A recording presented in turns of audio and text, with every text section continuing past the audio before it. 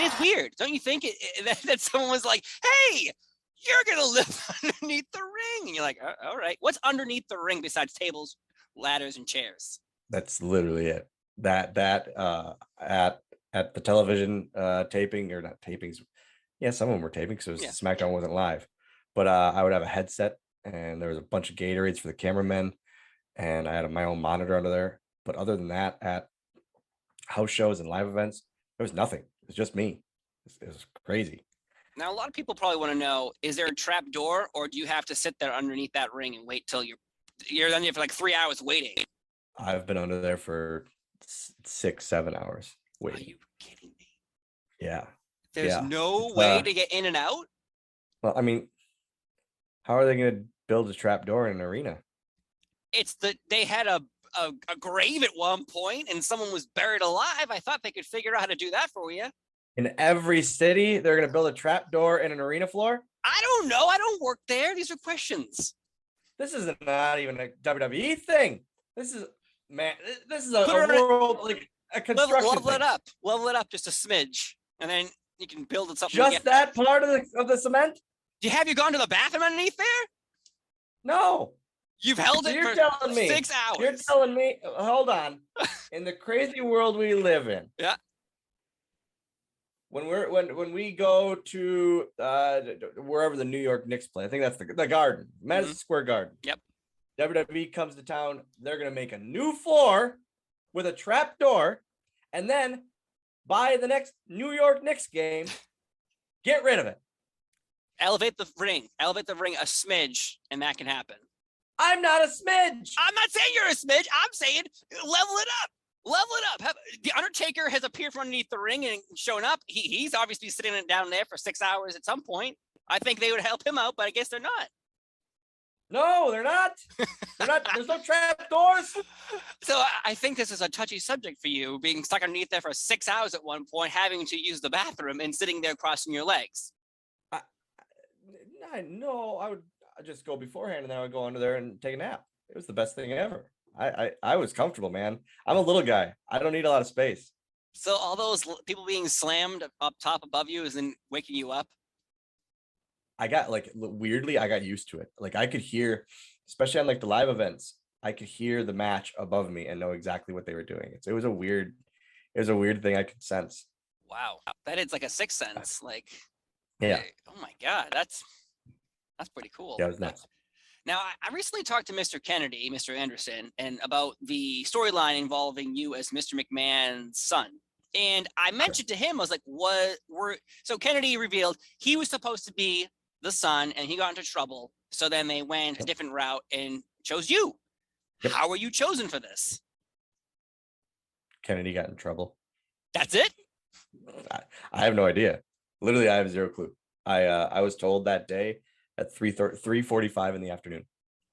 Wow. So a storyline that was building for, it seemed like months, at the last second, they decided who was going to be. I mean, they might have known. They might have known the backup, but I didn't know until 3:45 that afternoon. Wow. Yeah. And so that experience of suddenly always being involved with Vince McMahon's segments and storylines, like, what does that do for someone's confidence in their boost and how they feel about the presentation?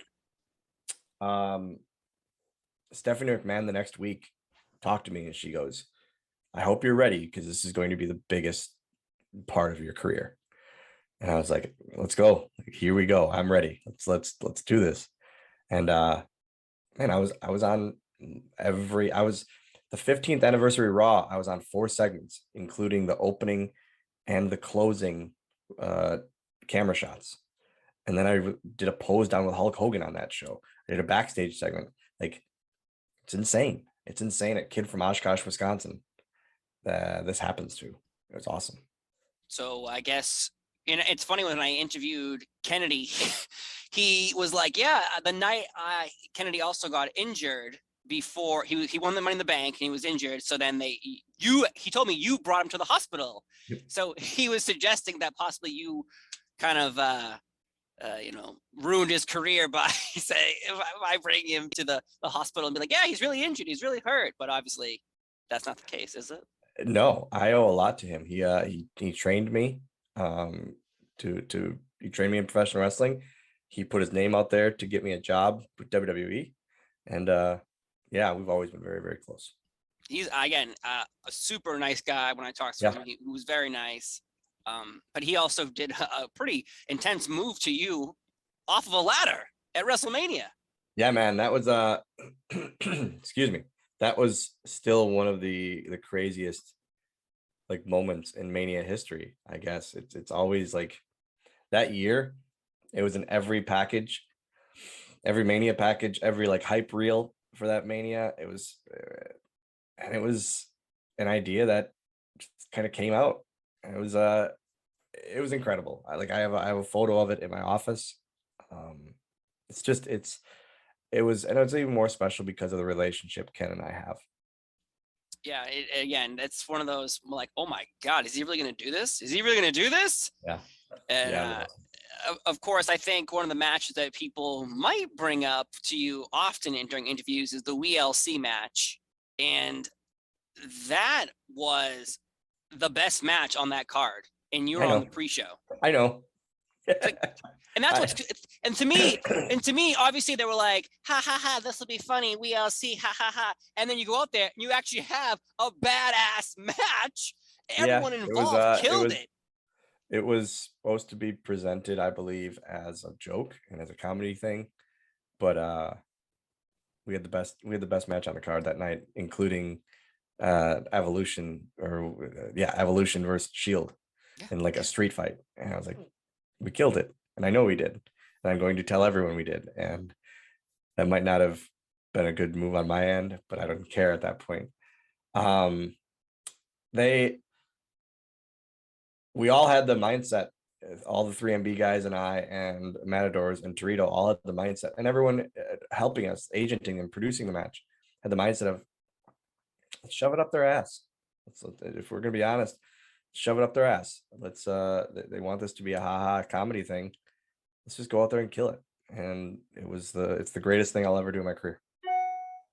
Wow. Yeah. That match is your favorite match of all time you've been involved with? 100%. 100%. I'll never do anything better. So when you went backstage and you're telling people like, you hear the stories of Shawn Michaels back in the 90s being like, follow that. Did you go back there and say, hey, why don't you try to follow that?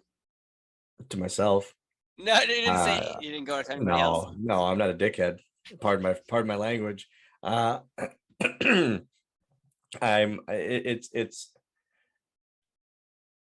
knew it. And other members of the roster that are my friends knew it. And that's all I needed. Yeah. That was the first time I ever got a standing ovation in Gorilla, including Vince and Triple H. So that was a pretty cool thing. And that's all I needed. I didn't need to give the double birds when I walked through the locker room. You didn't throw a ladder at someone's face after? Yeah, take that shit. Nah. No. Nope. But still, that's, again, a standing ovation for such a match that people were trying to suggest that it was going to be a joke. And then you end up having, again, the match of the night. And sure. I still think it's one of the best matches, showcasing your skills and your talent. So, congratulations on that standing ovation, because I did not know about that. So that's pretty awesome. Crazy. Yeah. You're also an honorary member of D-Generation X. And this is the era of DX that people either love DX or didn't like DX. They still watch. No matter what. I loved these segments. The Christmas garb that you, Shawn Michaels, and Triple H were presenting in those commercials, backstage fighting, dude, top 10. I that's an issue. Like with me, like loving or hating an era, you're still watching. If you hate it so much, why are you wasting your time? There's a lot of that on Twitter. Yeah, you're wasting your time. Hey, go watch paint dry. If you really hate something so much, why are you wasting your time? That's why I can't stand like, oh, I'm watching to see how bad it is. No, you aren't. You're watching it because you enjoy wrestling. Yep. Like that's what you enjoy. Well, I'm just trying to enjoy the other segments of the show. No, you're not. You're just watching all of it. And then you're going along with people saying it's not the greatest part of the show. So what? Like, just that's the irritating part of of the wrestling community at times is it's just so stupid, man. And to say something is the worst, or like is the least favorite, rendition of DX or this, but yet there's kids out there. We got to remember, there's kids out there that didn't see 97 DX. So this is the DX they know. Why are you trying to ruin it for them? Like, why live your life to just ruin something? It's so stupid. There is a large margin of fans. I go to wrestling events a lot. Obviously, you do too, because you're hosting and being in them. But when you're in the audience, there are fans holding up signs saying, I love so and so, or I love so and so, and then you have a grown man being like, how could you like so and so? It's like, you're a grown man. This is a 5-year-old child. Here's the thing: people hate John Cena. I'm sure when John Cena would go up to shake their hand, they would shake his hand. Of course they would. It's stupid. It's so dumb. So the DX, but the part of DX, going back to the DX thing, I was freaking X-Pac. I did DX Pyro. It was the greatest thing ever. I got to do DX Pyro, and it was so awesome. And working with Shawn Michaels and Triple H, two of the greatest of all time. Like, what is that saying to you when you said you watched wrestling, so then suddenly you're in wrestling, working with two of the greatest of all time? What does that feel like? Crazy. Like, in one word, just crazy. I watched these guys, like you said, I watched these guys when I was a kid, two of the biggest stars ever, and being able to work with them weekly, multiple times a week on international tours, on house shows in the States, it was awesome. Absolutely awesome. Does the butterfly feelings ever go away? Because obviously when you first get hired, you're in this like, oh my God, everything's so shiny and beautiful. And then eventually you're in it. You're in it. You're deep in it. So suddenly, do you forget that some people probably forget that they were once a fan and now they're just in it. Did you ever have that feeling of losing that magic? I always say, and I say to my students at the school, excuse me, the minute you don't get nervous is the minute you should get out. Not even nervous, but like that weird uneasy feeling at times, or just like excited, because then you're bored. You're not doing, it's not fun to you. It's not special. This is still, I mean, it's a job. It's my job, but it's still like the craziest hobby ever.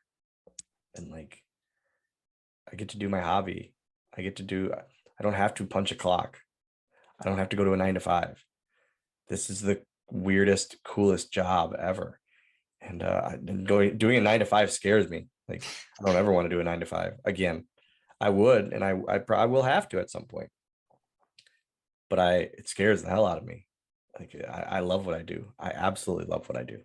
Wow. And every time I do it, it's like, man, this is pretty special. Again, I can't imagine what it's like being, in the thick of things and then keeping on to that nervous butterfly feeling, but that's awesome. But I think one of the best moments for me as a fan, and obviously for you as a fan of the Muppets, was when you got to work with the goddamn Muppets, Kermit the Frog, and everyone is there backstage. What is that like, being involved with the Muppet Show? I am a fanatic of, I talking about the Limp Bizkit thing. The Muppets to me are even bigger than that. Like, it's like, to me, it's like wrestling and then the Muppets. I always have been, lifelong. And so being able to be in that film with them and like around the whole presence and seeing how everything works and the behind the scenes stuff was awesome. It was literally like a pinch me moment every day. And it was incredible. Still having a relationship with the people with that company is awesome. It's such a good feeling. That's so good to hear. I think Jim Henson to me is one of the most influential people in the world, and he doesn't probably get the credit he deserves because of he died in 1990, and that's so long ago from in today's world, and it's easily people forget things like that. But that's So your relationship with the Muppets still intact. There's still going to be development, maybe man. some projects with you. You never know. You You never know. never know. Yeah, that's the thing. Like in anything, and like in my life, literally I never know where I'm going. I don't know where I'm going. I know I'm going. I'm off next weekend. After that, I don't know where I'm going to show up. Maybe beating the crap out of Kermit the Frog, giving him a body slam.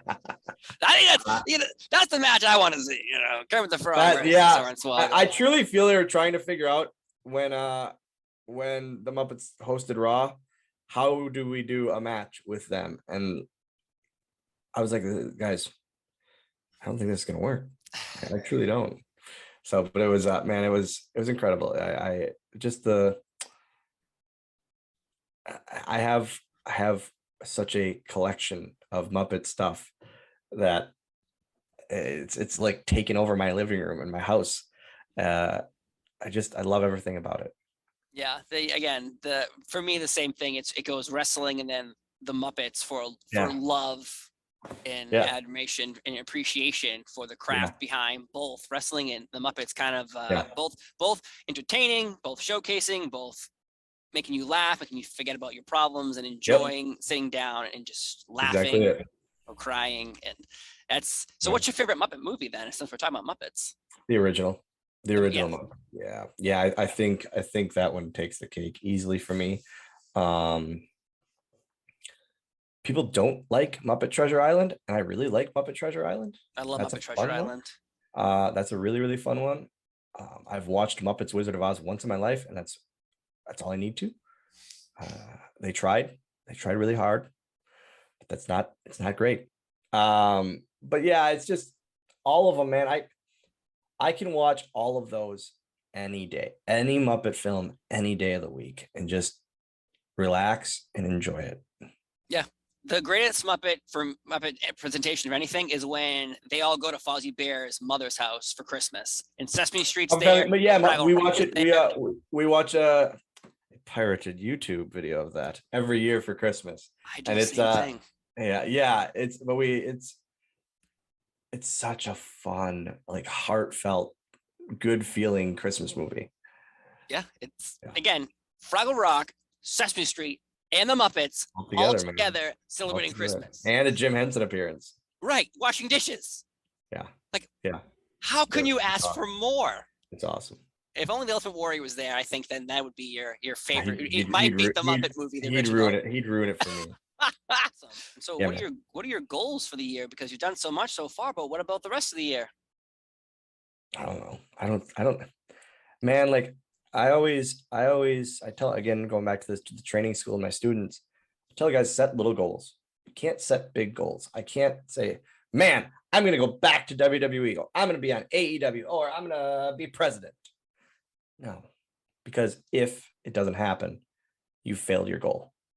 But if you set little attainable goals and check them off, it feels really, really good. Yeah. It feels really good to check off goals. Like, hey, I want to literally anything. I can't even think of stuff because WrestlingCon just happened and there was a lot of goals with that and we checked a lot of them. It's like, if you set these little goals and you keep checking them off one at a time, it makes you feel really good compared to not being able to check off a big goal.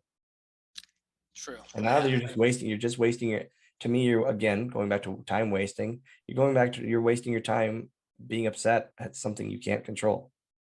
I can't control if I get hired somewhere. I can't control if I become president. I can't it's just stuff like that where why set those kind of goals?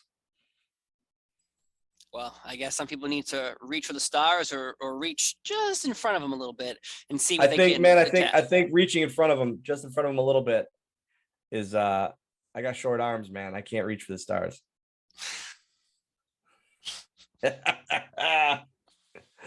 Yes, sir. Well, yeah. On that note,